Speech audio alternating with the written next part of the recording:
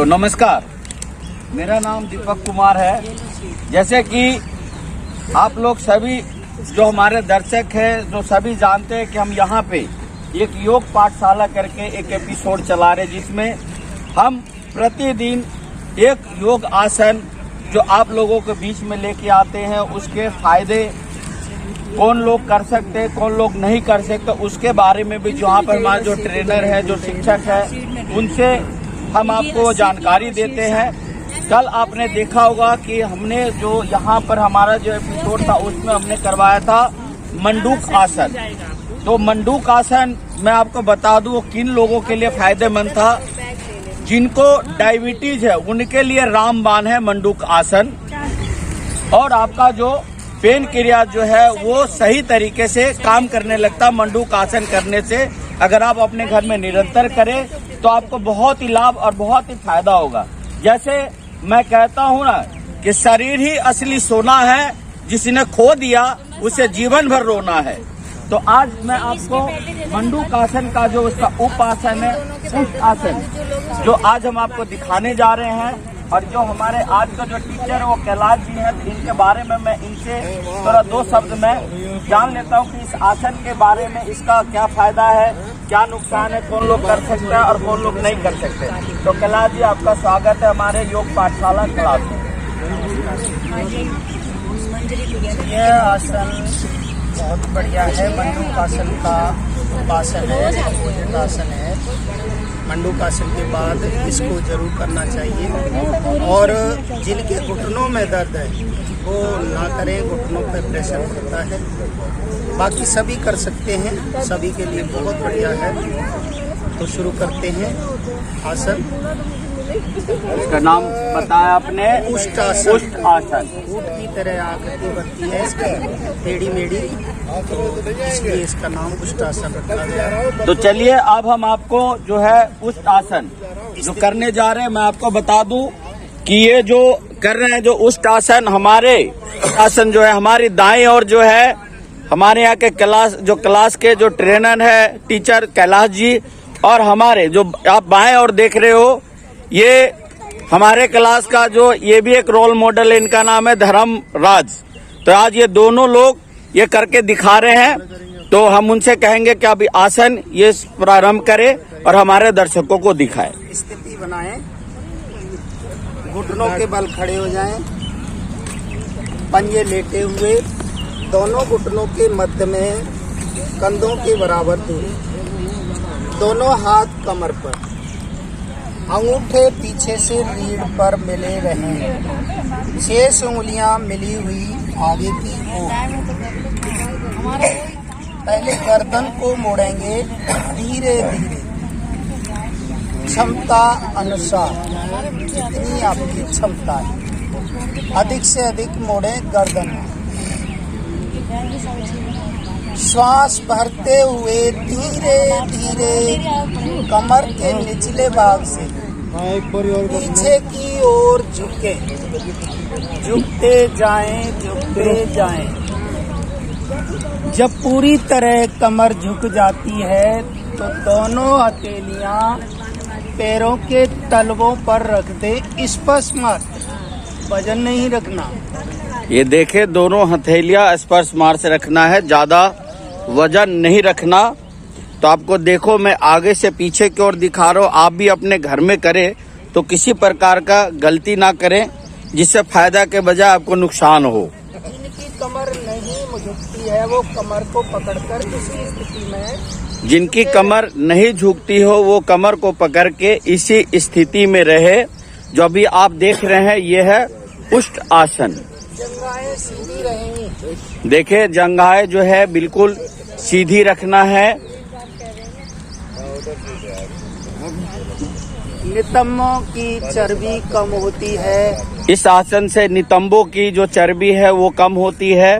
फेफड़े हमारे पूरी तरह खुल जाते हैं। फेफड़े जो है वो पूरी तरह खुल जाते हैं। आप देख सकते हैं श्वास लेने की क्षमता बढ़ती है। श्वास लेने की क्षमता बढ़ती है। रीढ़ की सभी गोटियां प्रभावित होती हैं। रीढ़ की जो सारी जो गोटियां हैं वो प्रभावित होती हैं। कमर का दर्द ठीक होता है, सर्वाइकल ठीक होता है। इससे कमर का दर्द भी ठीक होता है, जिनको सर्वाइकल का समस्या वो भी ठीक होता है। दोनों हाथ कमर पर रख के, दोनों हाथ कमर पर रख के धीरे धीरे वापस आए। विश्राम, वज्रासन में बैठकर विश्राम करें। वज्रासन में बैठ करके विश्राम करे। तो इस आसन का भी कुछ और रह गया या हो गया? ये पूरा ये आसन हो गया। तो आपने जो देखा अभी ये था उष्ट आसन और इन्होंने कराया, जिससे एक बार मैं इनसे फिर मैं पूछ लेता हूँ कि इसका करने का एक बार जो विधि है आप बोल करके हमारे दर्शकों को बता दे। एक बार आप इधर आ जाएं। मैं इसलिए आपको बताना चाह रहा हूँ कि एक बार आप समझ ले, किसी तरह की गलती ना हो। वज्रासन में बैठेंगे, पहले दोनों हाथ घुटनों पर रखेंगे। इधर दिखा देगा। हाँ, एक बार और करके दिखाते हैं। वज्रासन में बैठेंगे और दोनों हाथ घुटनों पर, घुटनों के बल खड़े हो जाएंगे। घुटनों में कंधों के बराबर दूरी बनाएं। पंजों में भी समान दूरी रखनी है। पंजे लेटे रहेंगे, दोनों हाथ कमर पर, अंगूठे रीढ़ पर मिले हुए, शेष उंगलियां आगे की ओर। ये देखे मैं आपको पीछे से भी दिखाता हूँ। धीरे धीरे मोड़े, गर्दन को पहले धीरे धीरे मोड़े। अब श्वास भरते हुए धीरे धीरे कमर के निचले भाग से पीछे की ओर झुकना प्रारंभ करें। धीरे धीरे पूर्ण स्थिति में कमर झुकने के बाद दोनों हथेलियां पंजों पर स्पर्श मात्र रखनी है, वजन नहीं डालना उन पर। जंघाएं इसमें सीधी रहती हैं, इसका विशेष ध्यान रखें।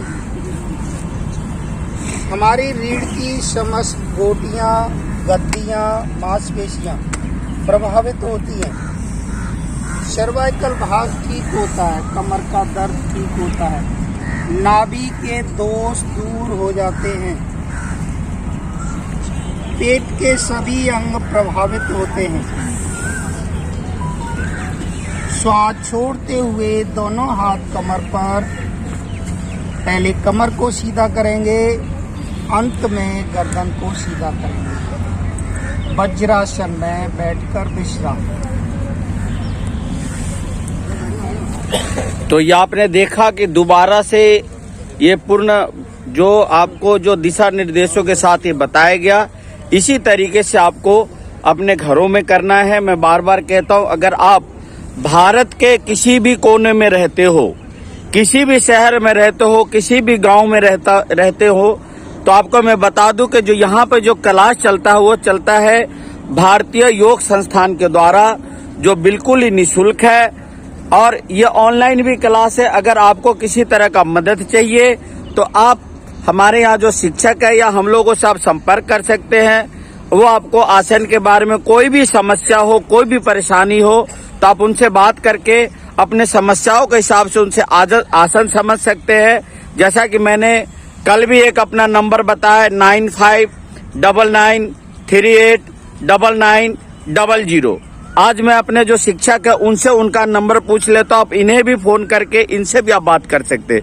तो कैलाश जी, कृपया हमारे दर्शकों को आप अपना नंबर बताएं कि कोई दर्शक आपसे संपर्क करना चाहे, कोई समस्या से जूझ रहे हो, चाहे वो भारत के किसी भी कोने, किसी भी गांव में रहते हो। 8700569233। आप इस नंबर पे कॉल करके अपने समस्याओं के हिसाब से इनसे आप गाइडलाइन आप ले सकते हैं। आज इसी के साथ मैं अपना ये जो एपिसोड है मैं यहीं पे समाप्त करता हूँ। कल फिर एक नए आसन के साथ मिलेंगे। तब तक के लिए नमस्कार, धन्यवाद। अगर आप ये वीडियो YouTube पर देख रहे हैं तो हमारे चैनल को सब्सक्राइब करें और बेल आइकन को दबाना ना भूलें। अगर आप Facebook पर ये वीडियो देख रहे हैं तो हमारे पेज को लाइक करें।